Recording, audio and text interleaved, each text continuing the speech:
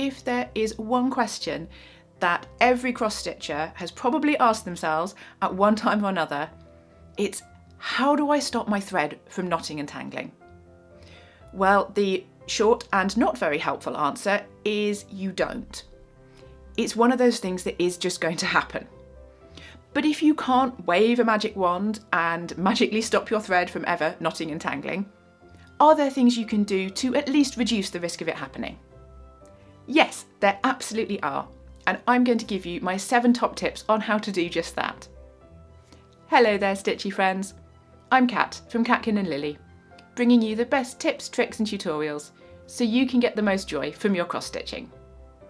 In this video, I'm going to share 7 easy tips that you can use to reduce the frequency of those pesky knots and tangles, so you can have a smoother and less frustrating stitching experience. Let's get into it. Tip number 1 is to use shorter lengths of thread. Now, I like to use quite a long thread so that I minimise the number of times I have to stop and start. Feel free to call me a lazy stitcher, but I'm pretty sure I'm not the only one. But the downside to using a longer thread is that the longer you stitch with a piece of thread, the more wear and tear it will get on it as it's pulled through the holes of the fabric, and as the thread rubs against the eye of the needle.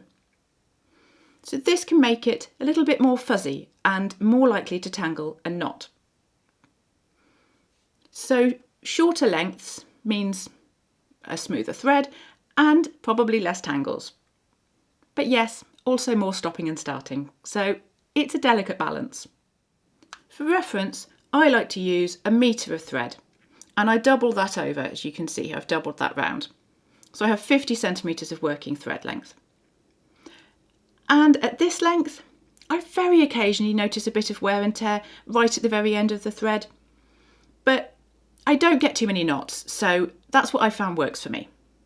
Now, I'm not going to recommend how long you should use because it's a very personal thing, but I would just say that whatever length you use, if you find you are getting knots and tangles more often than you'd like, just shorten the thread a little bit to see if that helps.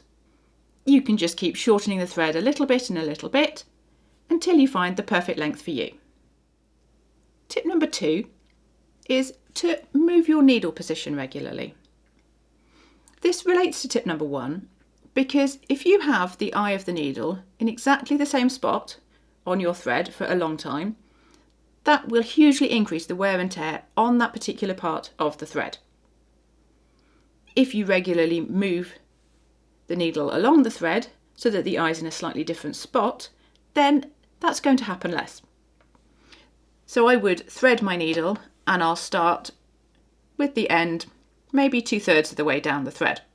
So I can start stitching like that, and then once I've stitched with this a bit, I will move my needle along the thread slightly, stitch a little bit more, move it along, and obviously you would generally need to do this as you stitch anyway, obviously to keep the thread end gradually getting shorter and shorter.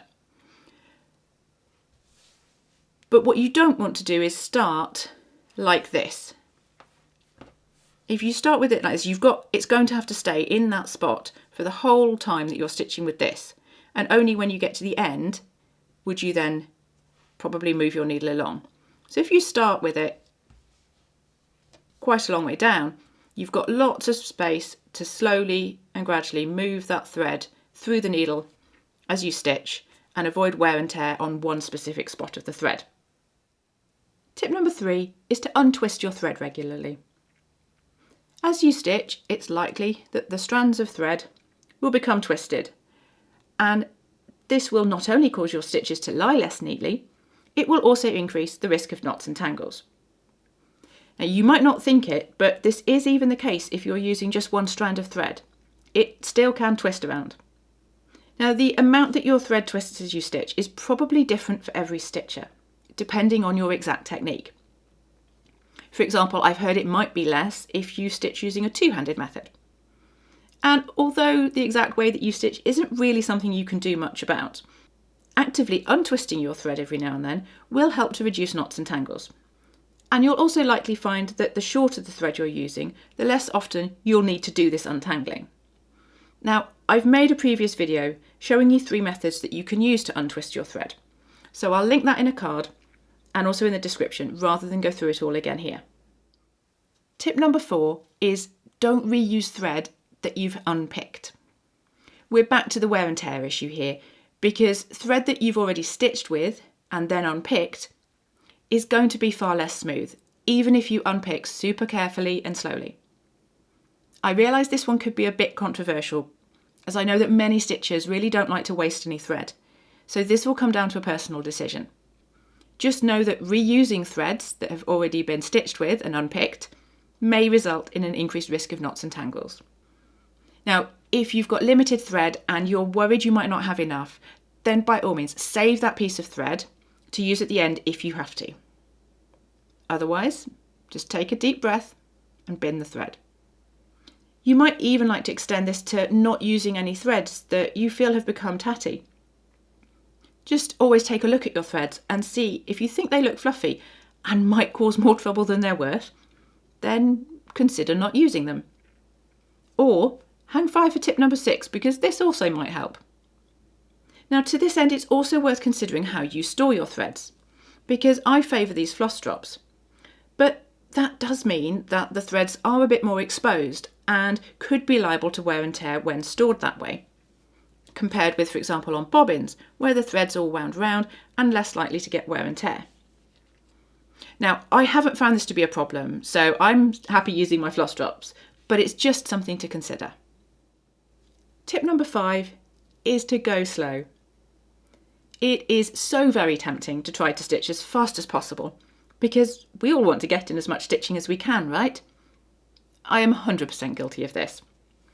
But if you're struggling with frequent knots in your threads, then it might be worth slowing down a little bit and just taking the time to pull your thread through the holes a little bit more slowly.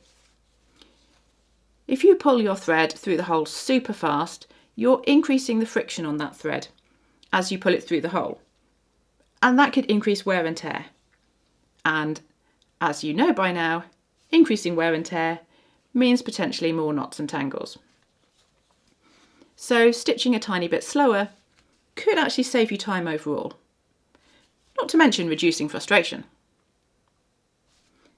Now, one caveat to this is that I also recommend that you don't pull super slow, because I found ironically, if I pull my thread through really slowly, I actually get more knots forming. So it's all about finding a balance. Tip number 6 is to condition your thread. Now, the tendency to tangle does seem to vary between thread brands, although not everyone seems to agree on the brand that they find the best in this regard. I almost always use DMC threads, and I often notice that other brands or unbranded threads, such as I might get in some kits, do feel rougher and tangle much more easily when I'm stitching. It also seems to happen more with certain colours of thread, and this might be related to the dyes that are used, as they can leave some threads smoother or rougher than others. So if you find the thread that you have seems a little bit rough or it's looking a bit fluffy, and you're getting a lot of knots when using it, then you could try a thread conditioner to smooth it out. So for example, I have Thread Heaven here, which is discontinued, but there's a really similar product called Thread Magic that's available. Or you could use something like beeswax. Now, because the DMC threads that I use generally don't seem to tangle very much, I don't really use thread conditioner. And there are some pros and cons to it. But I've talked a lot more about thread conditioner in another video. So I'll link that in a card and in the description for you if you want to know more. Tip number 7 is strand management. So we're talking here about taking strands out of the bundle of threads. Now, if you're using multiple strands, I would always advise to pull these out individually and recombine them rather than pulling out multiple strands at the same time. If you pull multiple strands out at the same time, so if I try and take 2 strands here and pull them out, for starters, it's going to be really hard to do.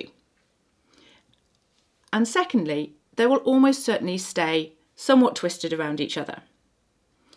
So if you pull out strands individually, then For starters, you can see that's an awful lot easier. Those strands are going to come out individually far more easily. And they're also not going to be twisted around each other. Some stitchers also like to even just sort of run the strand through their fingers just to smooth it out a little bit before using it. And some stitchers will even moisten the thread slightly by running it across a moist sponge just to further help smooth it.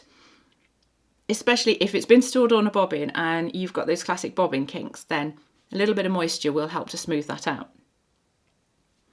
Now you can even build on this by taking your two strands. So that's my two strands that I've taken out, laying side by side. What you could even try doing is that you take the second strand and reverse it, so it's now lying in the opposite direction. Now, the theory behind this is that when a skein is manufactured, so you've got the thread like this, these strands have all been twisted around each other very slightly to form that six-stranded thread. So each strand will move and twist in the same way and the direction. So it kind of makes sense that even if you separate out two strands individually and put them back together the same way, they still might more easily twist around each other exactly how they were when they were in the bundle of threads. And if you reverse one strand, they might want to tangle with each other less. Now, I definitely like this theory, but I don't know if I have sufficient evidence to say if it works or not. But I did want to mention it, and you can always try it for yourself. Now, I try to use the loop method as much as possible. And when you do this, so I've got this thread looped around, a loop at that end. When you do this and fold that strand in half, the two strands are automatically lying in opposite directions than they were when they were in the bundle of threads. And I will say, I don't get knots all that often, so maybe there really is something to this. You will never eliminate knots and tangles completely, but I do hope that these tips will help to reduce the risk and eliminate some of that frustration. If you enjoyed this video and found it helpful, then I'd be delighted if you could give it a thumbs up and perhaps share it with someone else who you think would find it helpful. And of course, be sure to subscribe to stay in the loop for more stitchy tips and tutorials. Thank you so much for watching, and happy stitching!